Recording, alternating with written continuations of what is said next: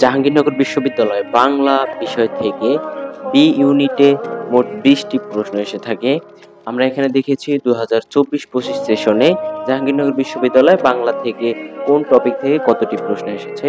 তো আমি এখানে দেখেছি যে মোট 12টি টপিক দেওয়া আছে। এখানে 12টি টপিকের মধ্যে কোন কোন টপিক রয়েছে আমি দেখো তোমরা। সেখানে প্রথমে আছে বাংলা সাহিত্যের ইতিহাস।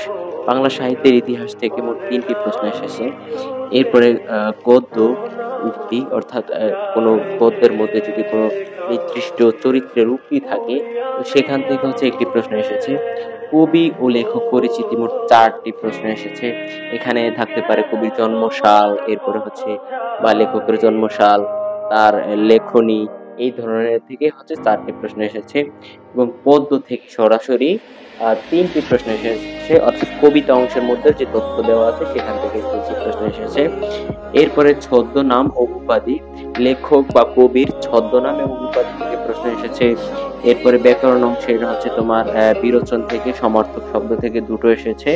কারক থেকে এসেছে প্রশ্ন, ধ্বনি পরিবর্তন থেকে এসেছে, ধ্বনি ও বর্ণ ব্যাকরণ অংশ থেকে এসেছে, সন্ধি থেকে এসেছে, শুদ্ধিকরণ থেকে এসেছে এবং মুখস্থ অংশ বাগধারা থেকে এসেছে।